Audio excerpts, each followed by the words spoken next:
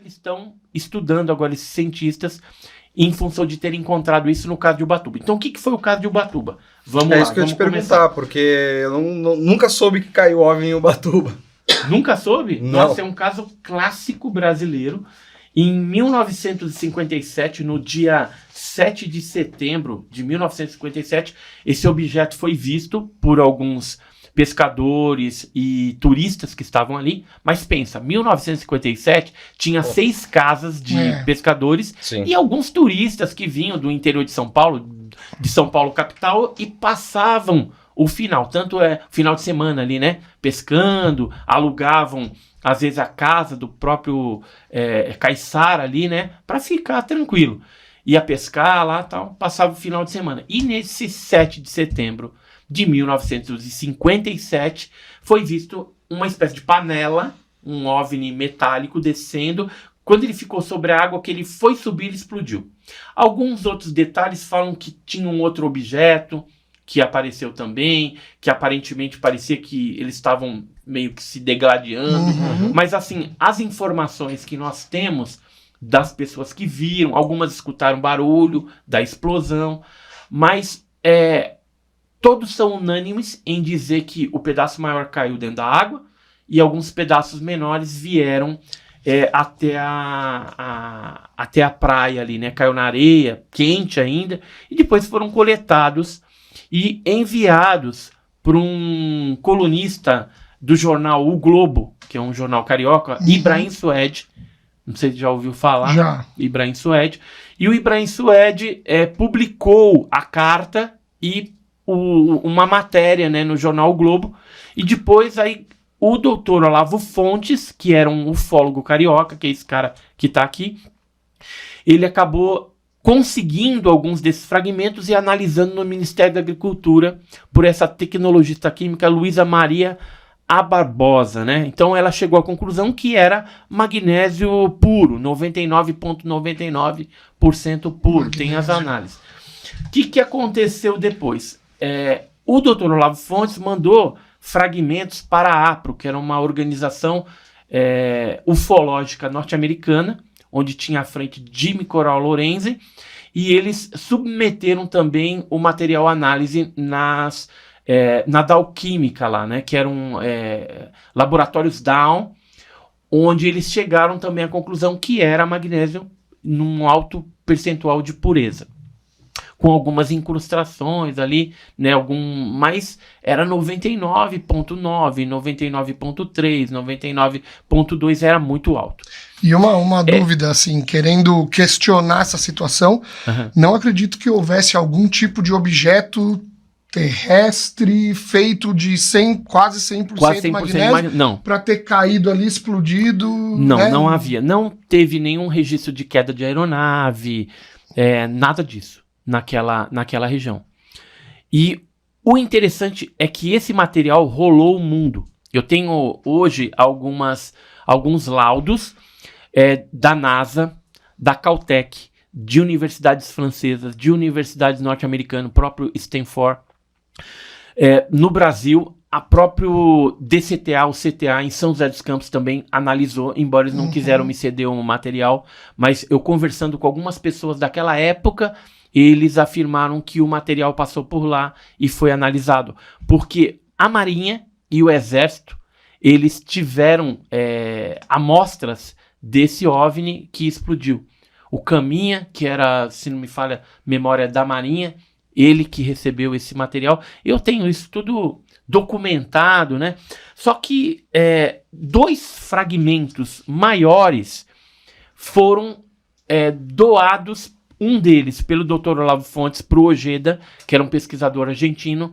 Isso já em 1965, quando ele teve num congresso, que não era nem de OVNI, que era de outra coisa, se encontraram e aí o Dr. Olavo Fontes, como já tinha sido assediado por militares que foram na casa dele, queriam se apossar disso, mas ele falou, não, eu não tenho mais nada.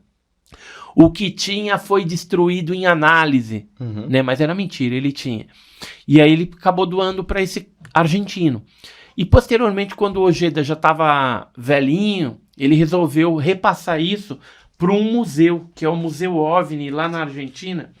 Esse Museu OVNI, eu estive visitando ele junto com a minha esposa lá, né? A gente foi num evento que teve lá, deixa eu ver se eu acho. Você acompanha ele em todas essas incursões Estranhas aí, né? E esse... Eu acho que esse daí eu não trouxe. Será que eu não trouxe? Não, trouxe sim. Aqui, ó. Museu OVNI, lá na Argentina. Eles têm 2 pedaços. Nossa, é grande? É grande, grande. Aí o Jacques Vallée, que é um físico francês, que é consultor da NASA, é consultor do Bigelow Earth Nossa, Space é enorme. também. É grande, grande. Aqui, ó, tá na minha mão aqui. Aí o Jacques Vallée conseguiu amostras, que foram as amostras que o Gary Nolan analisou em Stanford, que são esses fragmentos aqui, que ele chegou à conclusão que os isótopos eram diferentes. O que aconteceu conosco, né? Um filho de um militar do exército nos doou do pai dele, depois que o pai dele morreu, do exército, 4 fragmentos, que são esses fragmentos aqui. Esses fragmentos nós também mandamos analisar na USP, na Universidade de São Paulo. Tá aqui os laudos também da USP. E eles chegaram à mesma conclusão aqui na última página, que era 99,3, né? Magnésio. Basicamente por magnésio. E o 0,07 era um óxido, né, de magnésio. Perfeito. Então, mas o que é mais extraordinário de tudo isso? Que esse metal do OVNI que explodiu em Ubatuba, ele tem um isótopo diferente. Então é algo que não é da Terra. Não existe o magnésio naquela composição isotópica aqui na Terra. Aí, de repente, vocês estariam perguntando assim, mas não poderia ser um meteorito que caiu na Terra? Porque meteorito tem magnésio?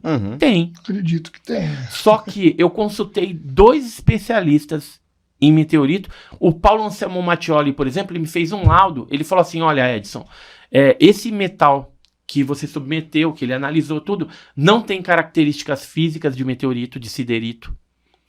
E eu nunca vi nenhum meteorito que tenha 99,9. Ele falou, os meteoritos que já caíram na Terra, que tenham na sua composição magnésio, tem no máximo 26%.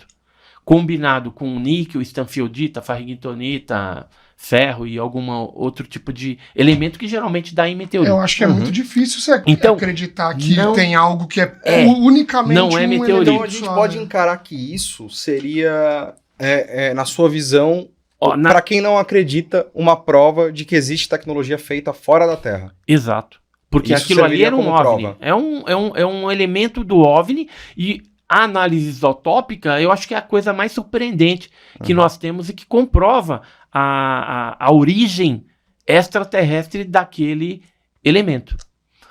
Da composição do OVNI que explodiu em Ubatuba na Praia das Toninhas no dia 7 de setembro. Falando sobre 57. mídia, rapidinho, você acha que hoje em dia sairia uma notícia dessa no jornal? Eu você acho acha que a cobertura mudou um pouco? Mudou muito, mudou demais. Aqui, ó, esse aqui são jornais da época, né, que saiu em vários lugares esse caso de Ubatuba, só que geralmente ele é acobertado, a informação. Nesse jornalzinho aqui a gente tem algo também sensacional.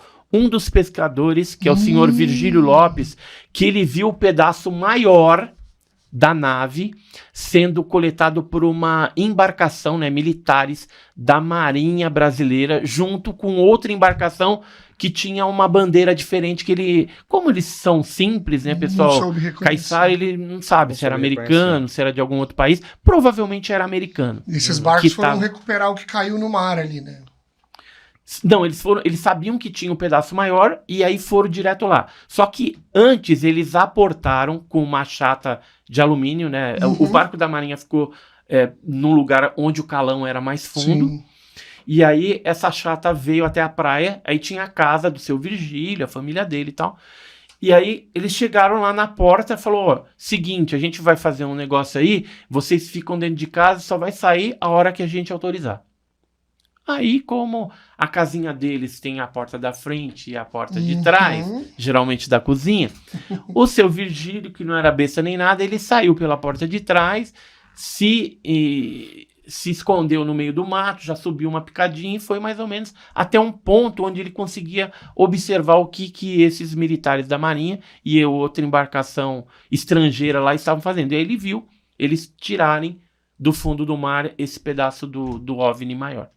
Nossa. E ele contava isso quando era vivo, né? Contou para um monte de gente. Uma pessoa que não tem por que inventar uma história dessa. Então, assim, existem muitas evidências, né? A gente, ao longo desses anos todos, tem depoimento de militar, tem depoimento de civil, de pescadores, de pessoas ali que escutaram o barulho também da explosão e que deram um depoimento que futuramente eu pretendo fazer um livro a respeito desse caso de Ubatuba, porque vai trazer aí a materialidade do fenômeno OVNI. Não, e eu acho ótimo, porque esse caso, por exemplo...